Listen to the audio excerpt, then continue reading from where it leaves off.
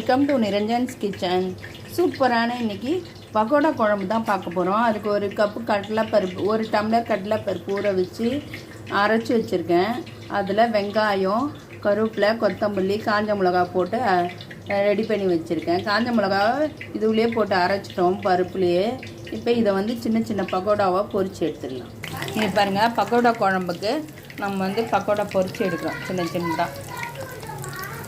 சின்ன பூண்டு 2 பூண்டு அதை இடித்து சேர்க்குறேன். தக்காளி ஒரு தக்காளி 2 தக்காளி அரைச்சி சேர்க்குறேன். இது அரைச்சி சேர்க்குறப்ப குழம்பு நம்ம டேஸ்ட்டாக இருக்கும். குழம்பு மீன் குழம்பு மாதிரி செம்ம டேஸ்ட்டாக இருக்கும். இப்போ நம்ம வெங்காயம் வதங்கட்டும். இப்போ ஒரு தக்காளியில் அரை தக்காளி சேர்த்துக்கிறோம் தாளிப்புக்கு. நம்ம ஏன்னா அரைச்சி விட்ட தக்காளியும் சேர்க்க போகிறோம். அதனால இங்கே கட் பண்ண தக்காளி கொஞ்சமாக சேர்த்துக்கிறோம். இப்போ நம்ம தக்காளி வதங்கிச்சு. இந்த ஸ்டேஜில் நம்ம அரைச்சி விட்ட தக்காளி ஒரு 2 தக்காளி அளவுக்கு அரைச்சிருக்கேன். சின்ன தக்காளி 2 சின்ன தக்காளி அளவுக்கு அரைச்சி சேர்க்குறேன். இதில் 2 சின்ன தக்காளி அரைச்சி சேர்த்துட்டேன். இப்போது ஒரு நெல்லிக்காய் அளவு புளி கரைச்சி ரெடியாக வச்சுக்கணும். ஒரு சின்ன நெல்லிக்காய் அளவு புளி கரைச்சாலே போதும். இங்கே பாருங்கள், ரெடி பண்ணி வச்சுருக்கேன். சின்ன நெல்லிக்காய் அளவு புளி கரைச்சி ரெடி பண்ணி வச்சுருக்கேன். ஒரு 3 பேருக்கு நான் செய்கிறேன். இப்போ இங்கே பாருங்கள், 3 பேர் அளவுக்கு இந்த அளவு புளி போதும். ஒரு சின்ன நெல்லிக்காய் அளவு புளி போதும். இந்த அளவு எடுத்துக்கிட்டிங்கனாலே கரெக்டாக இருக்கும். 4 பேர் சாப்பிட்லாம். இந்த அளவு புளி எடுத்துக்கலாம். சின்ன நெல்லிக்காய் அளவுன்றது இது எந்த அளவு புளினா இது இந்த அளவு புளி.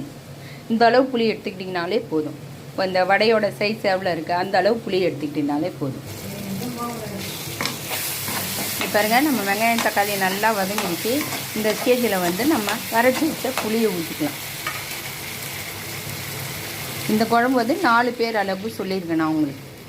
4 பேர் அளவு சாப்பிட்லாம் இந்த குழம்பு. இப்போ இதுக்கு புளிக்கு ஒரு 3 ஸ்பூன் மிளகா பொடி சேர்த்துட்டேன்.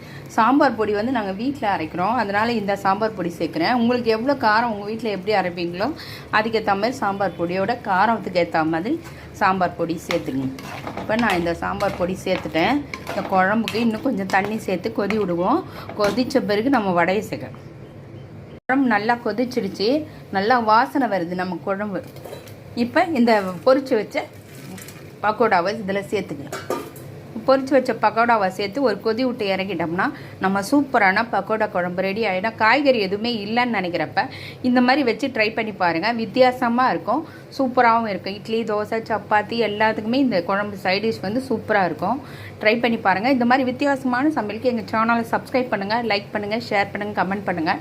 நீங்கள் சப்ஸ்கிரைப் பண்ணிவிட்டு பார்த்தீங்கன்னா தான் எனக்கு யார் என்ன எதுன்னு தெரியும். அதனால் ப்ளீஸ் சப்ஸ்கிரைப் பண்ணிவிட்டு பாருங்கள், சப்போர்ட் பண்ணுங்கள். ஓகேப்பா, பாய்ப்பா.